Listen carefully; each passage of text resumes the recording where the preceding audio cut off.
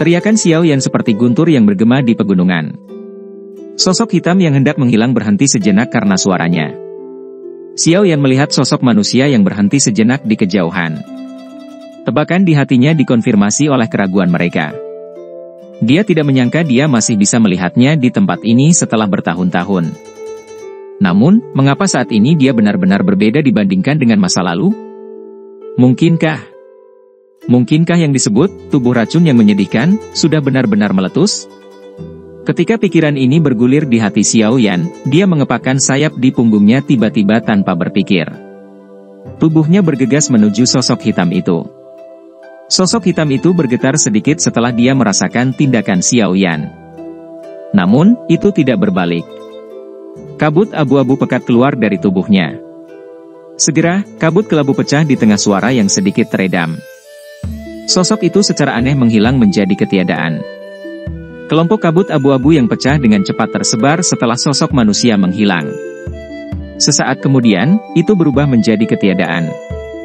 Sosok Xiao yang terbang melintasi langit. Pada saat dia mengejar dan melesat, sosok hitam itu sudah benar-benar menghilang tanpa jejak. Dia hanya bisa menegangkan wajahnya, dengan erat mengepalkan tinjunya dan dengan lembut mengutuk, "Orang ini, kenapa dia tidak berani melihatku?" Medusa juga dengan cepat mengikuti di belakang Xiao Yan. Tatapannya dengan hati-hati menyapu langit dan segera bertanya dengan cemberut, "Kamu kenal orang yang tadi?" Jika tebakanku benar, orang itu pasti adalah temanku bertahun-tahun yang lalu. Namun, Xiao Yan tertawa getir. Dia memikirkan masalah itu. Pada akhirnya, dia tidak mengungkapkan masalah dokter peri kecil yang memiliki tubuh racun yang menyedihkan. Keterampilan racun orang ini aneh dan tidak dapat diprediksi. Namun, fluktuasi emosionalnya tampaknya cukup besar ketika saya bertukar pukulan dengan mereka sebelumnya. Sepertinya orang ini kadang-kadang terjaga dan tidak sadar pada orang lain. Mungkin alasan mereka tidak mau bertemu dengan Anda adalah karena ini. Medusa tidak mendesak Xiao Yan tentang masalah ini. Dia mengubah topik dan menyuarakan pikirannya. Wajah Xiao Yan tegang saat dia mencari di sekelilingnya sambil merasakan ketidakpuasan. Namun, itu adalah upaya yang sia-sia. Dia hanya bisa dengan lembut menghirup udara. Dari kelihatannya situasinya, sepertinya situasi yang lebih buruk yang dia sebutkan, ketika mereka berpisah saat itu, telah terjadi. Orang itu sudah pergi. Ayo kembali. Xian masih di lembah, kata Medusa. Xiao Yan hanya bisa menganggukkan kepalanya saat mendengar ini. Dia berbalik, ragu-ragu sejenak, sebelum berbalik sekali lagi.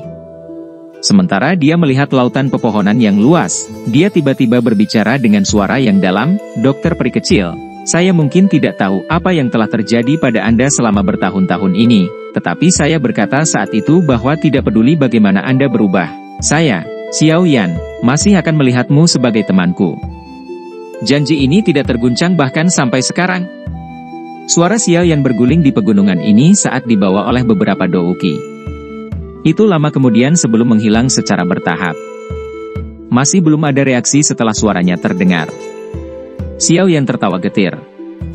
Dia hanya bisa berbalik dan terbang menuju lembah bersama Medusa. Sesosok hitam memandang sosok yang baru saja berbalik di puncak gunung di mana bebatuan yang tidak biasa berdiri. Tangan putih pucat sosok hitam itu menggenggam erat batu besar di sampingnya. Orang bisa melihat bahwa batu besar itu benar-benar memancarkan gelombang kabut putih setelah tangan itu menggenggamnya. Suara "Cici" berlanjut tanpa henti. Mata sosok hitam itu memperhatikan Xiao Yan sampai dia kembali ke lembah. Baru kemudian tangan itu perlahan dilepaskan. Sidik jari hitam sedalam 1 inci tertinggal di atas batu besar. Beberapa kerugian muncul dalam tatapan acuh tak acuh di bawah jubah berwarna hitam. Sesaat kemudian, banyak pemandangan yang terkubur jauh di dalam ingatannya dengan tenang naik. Pemuda bernama Xiao Yan itu juga muncul. Xiao Yan, suara wanita yang jelas yang membawa memori jauh dipancarkan dari bawah jubah. Suara ini benar-benar berbeda dari suara serak yang mengerikan dari sebelumnya. Jelas, dia sengaja menggunakan suara itu untuk menyembunyikan identitasnya. Tidak disangka aku akan bertemu denganmu sekali lagi. Aku datang ke sini untuk menunggu setengah bulan setiap tahun. Namun, karena kamu telah muncul lagi, aku tidak akan datang ke sini lagi di masa depan. Tangan putih pucat itu perlahan membuka jubah yang menutupi kepalanya. Segera, rambut putih seperti salju turun seperti air terjun. Wajah pucat yang agak kurus terungkap di udara. Wajah ini masih memiliki beberapa kontur dari dulu. Namun, itu telah kehilangan senyum lembut dan sikap halus yang menghangatkan hati seseorang. Sebaliknya, matanya menunjukkan warna abu-abu keunguan tambahan. Sekilas itu tampak seperti benang dingin dan kekejaman yang dipancarkan dari penampilan seperti iblis. Pada saat ini, wajah yang dipandang seperti malaikat maut di dalam kekaisaran Cuyun samar-samar mengandung beberapa kenangan dan kepahitan. Jangan salahkan aku karena tidak bertemu denganmu. Aku hanya berharap untuk selamanya mempertahankan dokter peri kecil yang baik itu di hatimu dan bukan yang sekarang ini yang tangannya dipenuhi dengan darah yang tak terhitung jumlahnya. Wanita racun. Hanya saja saya tidak menyangka perkataan yang saya ucapkan saat itu menjadi kenyataan. Semoga kita tidak bertemu lagi di masa depan, takdirku seperti ini. Terlahir dari bencana dan sekarat di tengah bencana.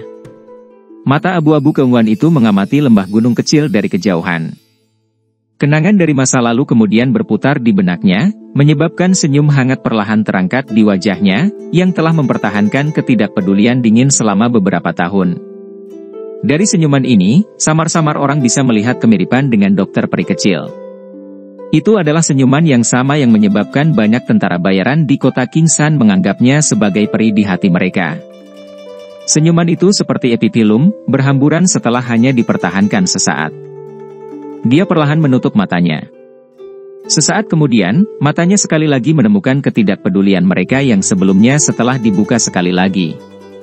Mata itu menatap ke lembah untuk terakhir kalinya sebelum dia mengenakan jubahnya dan berhenti merasakan nostalgia. Tubuhnya berubah menjadi kabut abu-abu dan menghilang dengan tenang.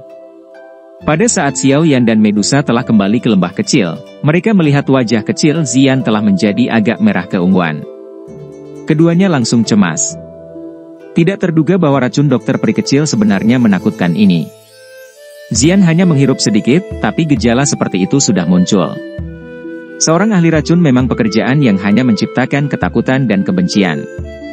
Meskipun wajah Zian merah keunguan, pikirannya masih sadar. Dia buru-buru maju untuk menyambut Xiao Yan dan Medusa ketika dia melihat keduanya kembali. Namun, napasnya jelas menjadi lebih kasar dibandingkan sebelumnya. Xiao Yan meraih lengan Zian dan memasukkan seutas benang douki ke tubuhnya. Dia mencari tubuhnya tetapi tidak dapat menemukan sedikit pun racun. Wajahnya langsung tenggelam. Tidak disangka bahwa penawar yang dia saring sebenarnya tidak memiliki banyak efek pada udara beracun ini. Bagaimana dengannya? Medusa buru-buru bertanya setelah melihat tindakan Xiao Yan. Saya tidak dapat menemukan di mana ada hal-hal yang salah. Sepertinya racunnya tersembunyi sangat dalam. Hanya saja aku tidak tahu seperti apa racun itu. Xiao Yan menggelengkan kepalanya saat menjawab. Racun di sekujur tubuh orang itu adalah sesuatu yang bahkan aku takuti, apalagi Zian. Apa yang kita lakukan sekarang? Medusa bertanya dengan ekspresi jelek. Xiao Yan ragu-ragu sejenak. Dia membalik tangannya dan botol giok yang telah dilemparkan oleh dokter peri kecil sebelumnya muncul di tangannya. Medusa di sisinya mengerutkan alisnya dengan erat saat melihat ini. Dia bertanya, kamu ingin menggunakan barang yang diberikan angka itu? Siapa yang tahu apakah hal yang diberikan orang asing ini kepada Anda benar-benar penawar? Siapa yang akan bertanggung jawab jika terjadi kecelakaan dan Zian terluka? Xiao Yan tanpa daya menggelengkan kepalanya saat melihat sikap protektif Medusa. Dia tidak berpikir bahwa yang terakhir sudah mulai menghargai Zian sedemikian rupa. Dia hanya bisa menjawab, meskipun saya tidak tahu apa yang terjadi padanya, saya yakin dia tidak akan berbohong kepada saya. Selain itu, apakah Anda memiliki metode lain jika kami tidak menggunakan ini? Diracuni adalah masalah yang tidak bisa ditunda. Medusa juga ragu sejenak saat mendengar ini. Sesaat kemudian, dia hanya bisa menganggukkan kepalanya. Bagaimanapun, saat ini tidak ada solusi lain untuk masalah ini. Jika ada masalah dengan penawarnya, aku pasti akan mengambil nyawa orang itu tidak peduli siapa dia. Medusa dengan dingin berbicara dengan beberapa kekhawatiran saat melihat Xiao Yan menuangkan pil obat berwarna merah cerah dari botol batu giok. Xiao Yan mengangguk tanpa daya. Dia memasukkan pil obat itu ke dalam mulut Zian. Yang terakhir dengan patuh menelannya. Namun, tampaknya rasa pil obat ini tidak enak, menyebabkan kerutan terbentuk di wajah kecilnya. Meskipun pil obat terasa tidak enak, efeknya jelas cukup bagus. Warna ungu merah di wajah kecil Xian segera mulai menghilang dengan kecepatan yang terlihat dengan mata telanjang setelah pil itu baru saja memasuki tubuhnya. Itu benar-benar menghilang hanya dalam sekejap. Xiao Yan dan Medusa menghela nafas lega saat melihat pemandangan ini. Mantan menyeka keringat dingin di wajahnya. Dia tertawa getir. Tidak terduga bahwa mengingat keterampilan alkimia saat ini, dia benar-benar dibuat tidak berdaya oleh sejumlah gas racun secara acak oleh dokter peri kecil. Meskipun penelitian mereka berbeda, racun dan pil obat memang memiliki beberapa kesamaan terlepas dari bagaimana orang mengatakannya. Oleh karena itu, Xiao Yan secara alami merasa agak tidak berdaya. Aku benar-benar tidak tahu persis apa yang dia alami selama bertahun-tahun ini. Tidak hanya kekuatannya melonjak sampai-sampai Medusa harus memperlakukannya dengan serius, tapi keterampilan racunnya juga menjadi begitu tak terduga. Xiao Yan mendesah pelan di dalam hatinya. Pandangannya tertuju pada pondok kecil itu. Saat itu, dia diam-diam menyembunyikan dirinya di tempat ini dan menelan racun saat dia berlatih. Saat dia memikirkan tentang bagaimana gadis yang begitu baik dan imut harus menelan racun mematikan itu sepanjang hari, hati Xiao Yan tanpa sadar merasakan sakit. Dia adalah seorang wanita yang memiliki nasib paling kasar di antara semua orang yang dia temui selama bertahun-tahun ini.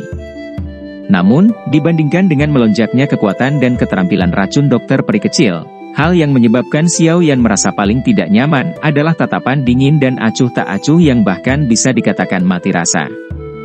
Sulit membayangkan bahwa mata ini akan muncul pada gadis yang hangat dan baik hati itu sejak saat itu. Xiao Yan mengayunkan kepalanya dengan sekuat tenaga dan mengesampingkan pikiran di kepalanya. Dia perlahan berjalan menuju pondok jerami kecil. Bagaimanapun, dia pertama-tama harus mendapatkan kekuatannya untuk menerobos ke kelas Dou Huang. Xiao Yan memiliki firasat di dalam hatinya bahwa dia mungkin masih akan melihat dokter P kecil lagi di masa depan, namun, dia tidak tahu persis seperti apa situasi itu ketika mereka bertemu berikutnya.